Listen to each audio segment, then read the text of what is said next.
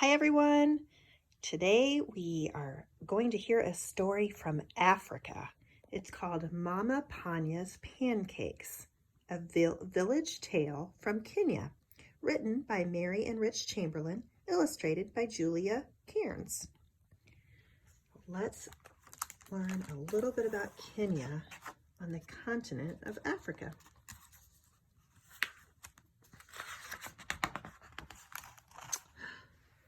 Mama Panya sang as she kicked sand with her bare feet, dousing the breakfast fire. Adika, hurry up, she called cheerfully. Today we go to market. Surprise! I'm one step ahead of you, Mama. Adika stood in the doorway, dressed in his finest shirt and cleanest shorts. I'm ready. Now Mama Panya had to hurry.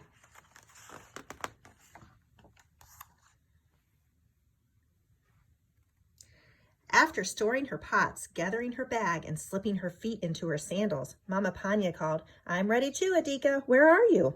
Here I am, Mama, 2 steps ahead of you.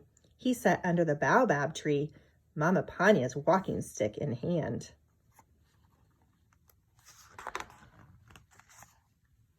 Why, yes, you are. She accepted the stick and led them down the road. What will you get at the market, Mama? Oh, a little bit and a little bit more. Are you making pancakes today, Mama? You are a smart one. I guess I can't surprise you. Yay! How many pancakes will you make? Mama fingered 2 coins folded in the cloth tied around her waist. A little bit and a little bit more.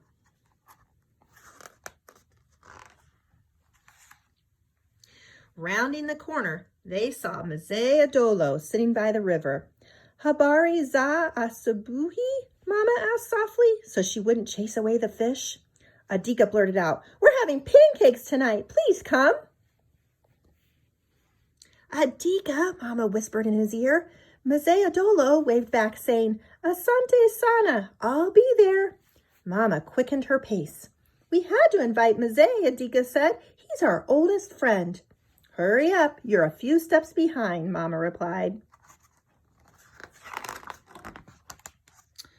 Look, Mama, it's Sawandi and Naaman. Adika's friends tapped long reeds against the thighs of their cattle, moving them along. I'll be just a few steps ahead. Wait, Adika, Mama called. Mama hadn't gone too far before he returned. They'd be happy to come, Adika panted.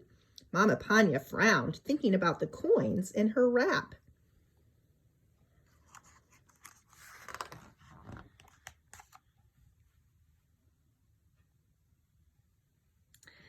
Oh, how many people will that be? Let's see. Sawandi and Naaman, you and me, Adika counted. And Mzee Adolo. That's only 5. Aye, how many pancakes do you think I can make today, son? I'm 1 step ahead of you, Mama. You'll have a little bit and a little bit more. That's enough.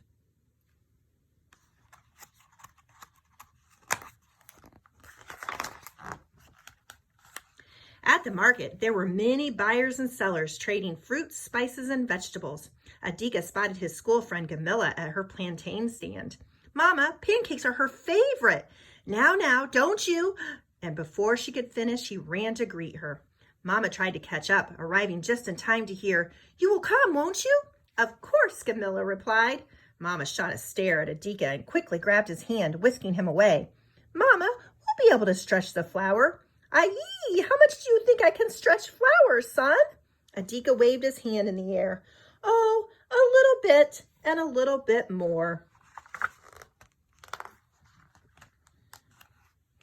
At the flower stand, Mama said, Adika, you sit here. After greeting Bibi and Bwana Zawina, Mama asked, What can you give me for my money? She offered the larger of the 2 coins to Bibi Zawina, who scooped a cup of flour onto a piece of brown paper. Adika popped up. Mama's making pancakes today. Can you come? Oh, how wonderful. I think we could give a little more for that coin. Bwana Zawina put a second cup onto the paper, then tied it up with string. We'll see you later. Mama tucked the package into her bag. Aye, you and I will be lucky to share half a pancake. But Mama, we have a little bit and a little bit more.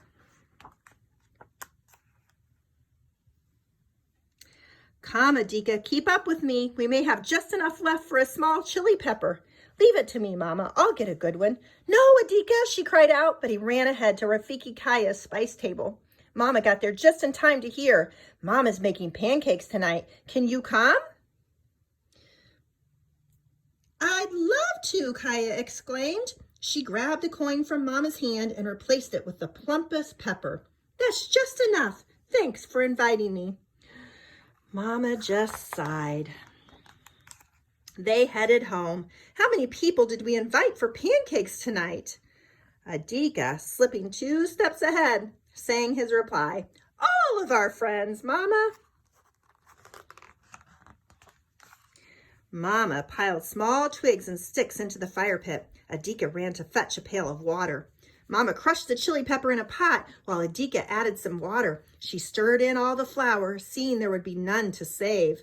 Mama poured a dollop into the oiled pan on the fire.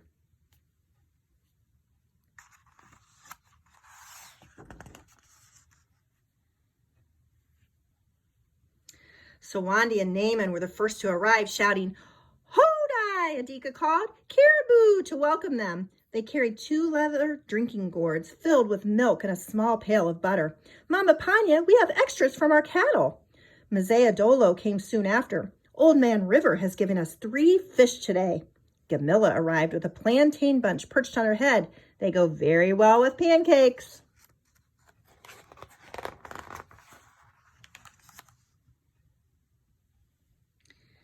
Bibi and Bawana Zawina brought a package filled with more flour and handed it to Adika. Store this away for later. When Rafiki Kaya arrived, she brought handfuls of salt and cardamom spice along with her thumb piano. And the feast began as they sat under the baobab tree to eat Mama Panya's pancakes. Afterward, Kaya played the thumb piano and Mazea Dolo sang slightly off key. Adika whispered with a gleam in his eyes and a smile on his face, I know you will make pancakes again soon, Mama. She smiled. Yes, Adika, you're 1 step ahead of me. Let's read a little about village life in Kenya. Kenya is made up of many different peoples. Most are Black Africans. There are also Asians, Europeans, and others. Many Kenyan people, like Adika and Mama Panya, live in rural areas. Village life. Most village people farm and take care of cows, goats, and chickens. Others might work on a tea or coffee plantation. When their work is done for the day, villagers tell stories under the stars and listen to the music of the thumb piano, or mbira. School. Children like Adika go to school, but it's often a long walk to their classroom. Very few Kenyan families own cars, and there are not many paved roads. Whether the government has not been able to open schools, many villages have set up their own classes. These are called Harambee, which means pulling together. Harambee is also Kenya's national motto. After school. When they are not at school, older children help with chores, such as collecting firewood and taking care of their younger brothers and sisters. They also have time to play games such as Bao, an African board game of strategy, and soccer are common. Running is also popular. Let's read about walking to the market. On their walk to the market, Adika and Mama Panya see many animals, insects, reptiles, and plants. Here are just a few of them. There's a rainbow lizard, a gama, mujuzi. Male rainbow lizards have pretty red heads and blue bodies. They love to bob up and down doing push-ups.